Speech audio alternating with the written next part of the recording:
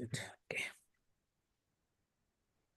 Hey everyone, welcome back to Healthy Mind, Healthy Life. I'm your host Avik, and today we are diving into a conversation that will touch on growth, healing, mental health, and the personal development. Life is a journey that is filled up with ups and downs and finding peace along the way. Isn't always easy, right? But it's never impossible, also. So, my guest today knows this journey all too well, Malisa Hepner. So, welcome to the show, Malisa. Thank you. So glad to be here. Lovely, lovely. So, dear listeners, before we delve deep into our conversation today, I love to introduce you with Malisa. Malisa is an LCSW based in Oklahoma, uh, and an author and the host of the Emotionally Unavailable podcast. And she has not only survived an extensive history of childhood trauma, but also has dedicated her life to helping others build a life that they truly, truly love. So, after experiencing a severe mental health crisis, she realized that the true healing wasn't about being strong. It's all about embracing the softness, vulnerability, and allowing oneself to be nurtured.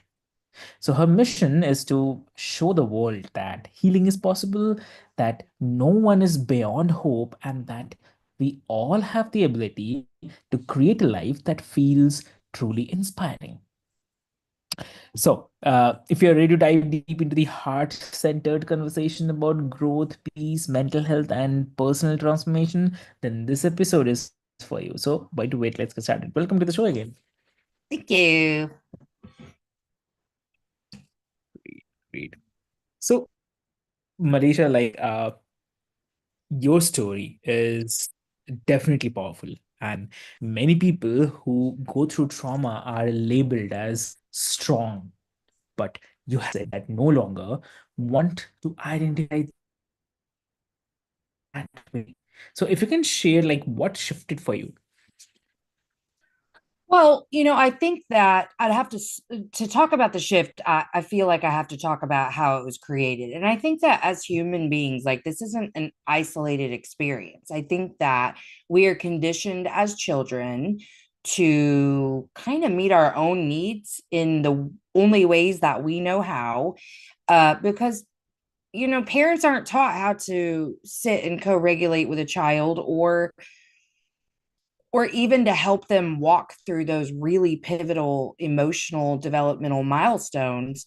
And so, I use the phrase rub some dirt on it, walk it off. I mean, because like those were words spoken in nearly every household. I mean, I think they still are, but in my generation, those were very common things to hear. And I think too, when you experience trauma in childhood, especially high levels, but even, the lower Mm, level traumas, I think that you learn to use spite as a motivator.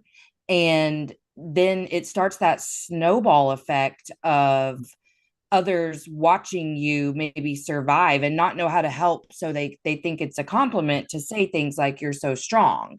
And mm, so that's what I had been told my whole life. I had used all of the negative things my family of origin had said to me or about me as spite and motivation to accomplish things that they thought I would never accomplish. And so when your entire fuel tank is full of spite, it puts you in a very masculine energy where all you care about truly is control and power and safety, because you feel safety only from power and control.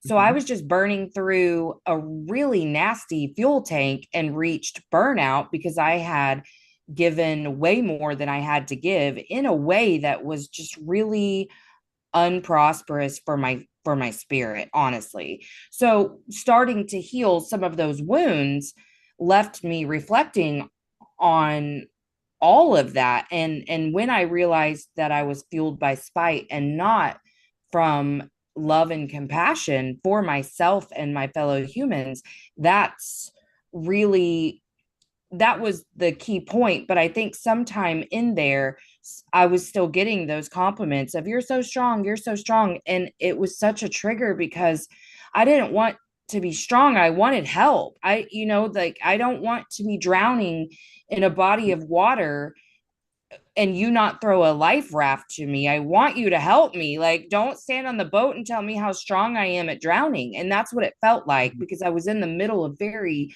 deep, dark pain. And I know that you know all about that. And so that was the moment that I started to realize, like, please stop calling me that. Don't watch me drown because I am saying in the only ways I know how, I need help.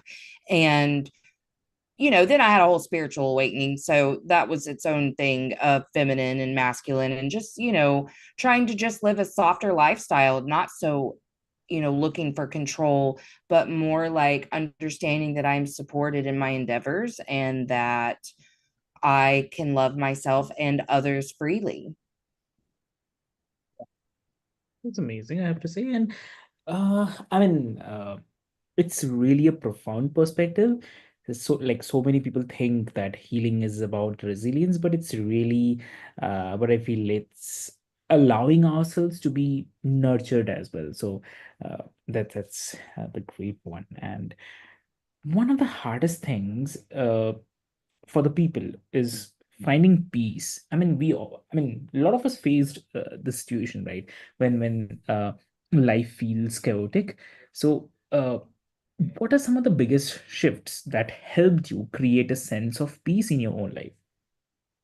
Well, first I had to address the Mhm. shame that I was covered in, but didn't even realize. Like, so many of my negative self talk narratives really were connected to some archetype of shame. So, figuring out how to clean up the self talk was first and foremost. Also, understanding how my wounds were created was really important because I was a person who was triggered every minute of every day. So, learning how to manage those triggers meant learning where they came from. So I had to learn that, and that was really pivotal.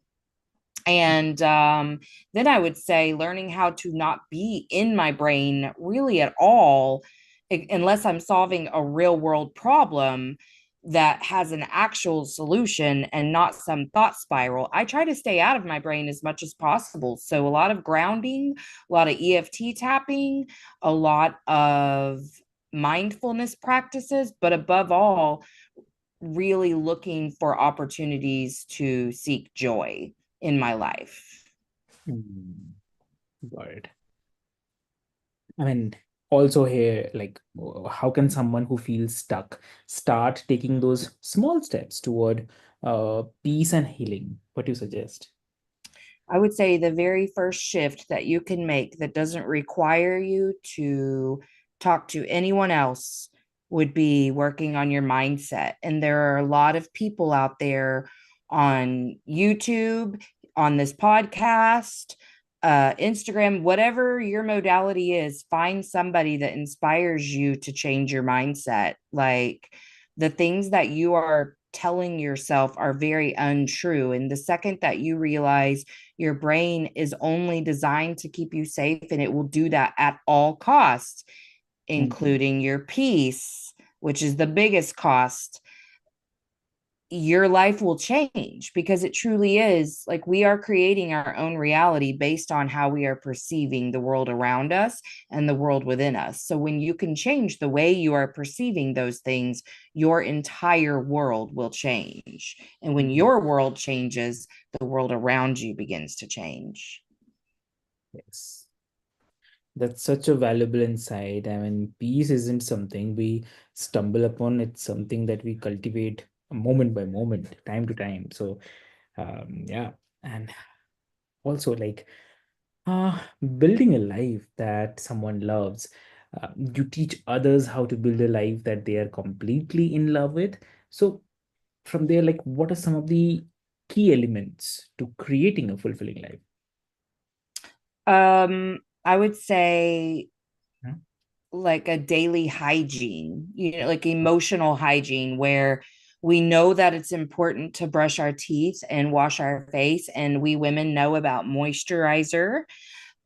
We do sunscreen for preventive measures. And I don't think that enough of us are doing preventive maintenance to Hmm. cultivate a life that we are in love with. But our peace, our spirit requires as much maintenance as anything else. Hmm. And how can you focus on your mindset if you're like living in a state of disassociation where you're not being mindful or present in most of the moments that you're living, but you're functioning on an autopilot, and an autopilot that's only designed to keep you safe. So it's feeding you a bunch of information and realities that are pretty negative and not going to help you build peace in your life.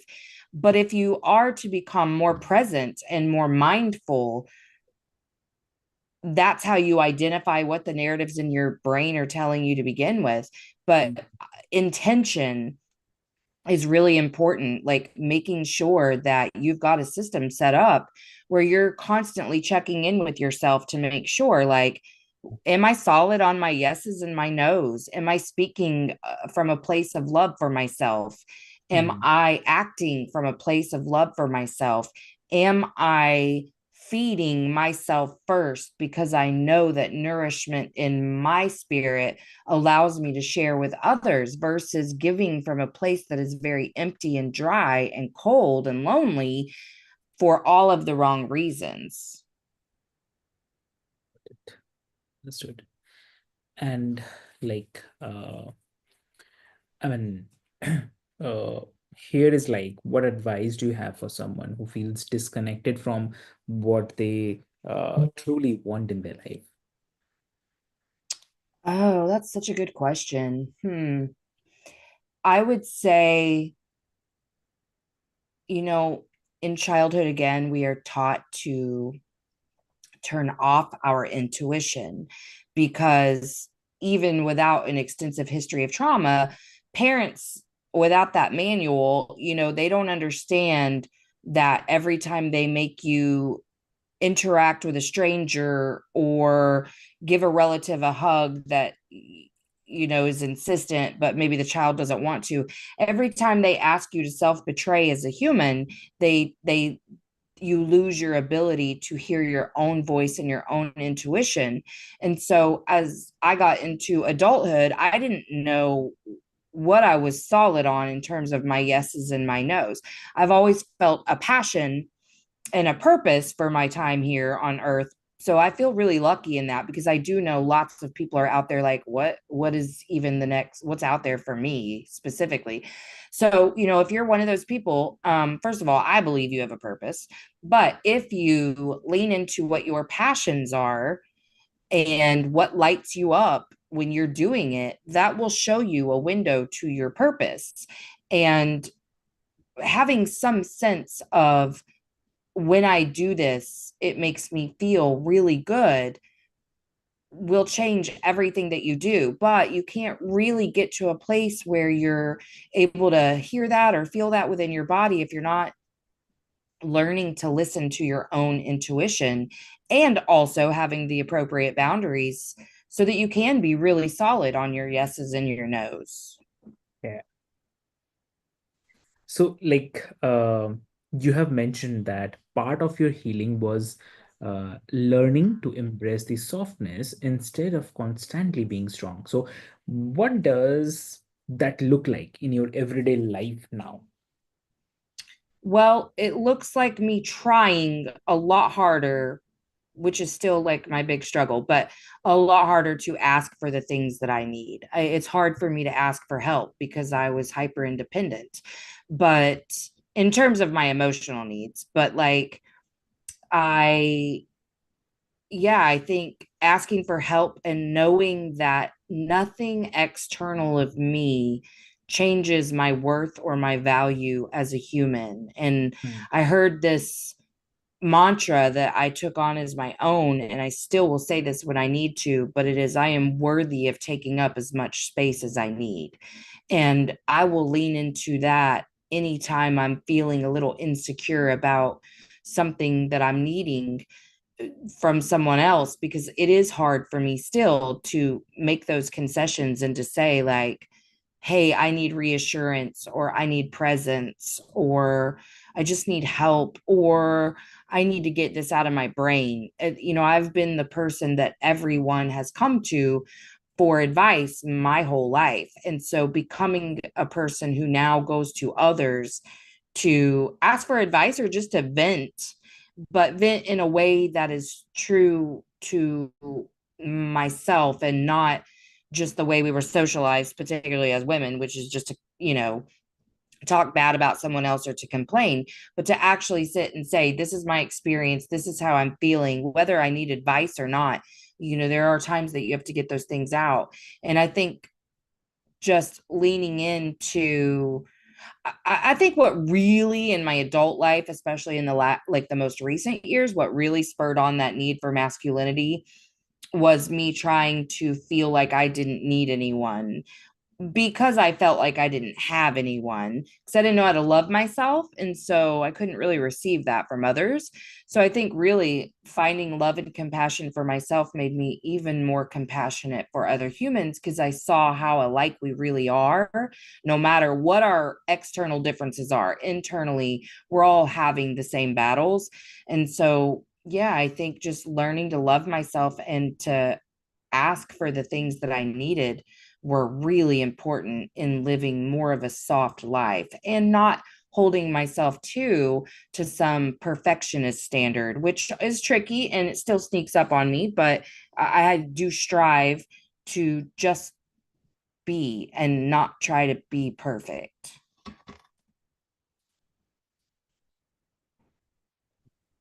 So it's really great to hear from you. And also, um, I mean, for the listeners who want to learn more about your work, your podcast, your writing, where they can find you.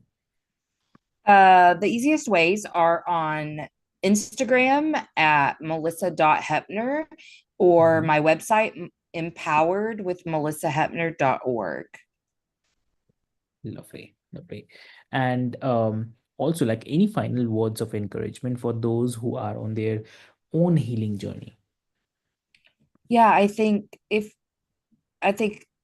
be yourself, like find the authentic you so that your people can find you. We all do need some sort of community that is healthy for us.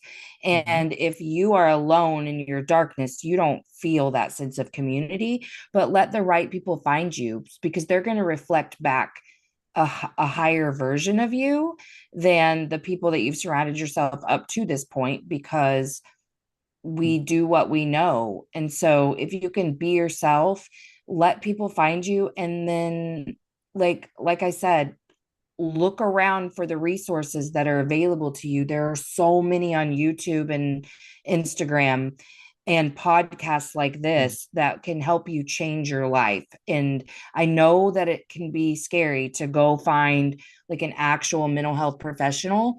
So, like, you don't have to, that doesn't have to be your first step into healing. And if you are in the darkness, there is light. You just have to look for it. Hmm. Understood. Yeah. It's really, really great and gift. And I know so many listeners will resonate with everything that you have shared. And to all of you who are listening, whether you are on your journey, know that healing is very, very possible, whether it's through therapy, self reflection, or to rest. You have the power to create a life that you truly check out the links into the episode description. I'll put everything over there for your easy reference. And as always, if you love this episode, don't forget to subscribe, leave a review, and share it with someone who needs to hear this today. And with this, until next time, take care of your mind, take care of your heart, and keep growing towards a healthy mind and a healthy life. So, thank you so much.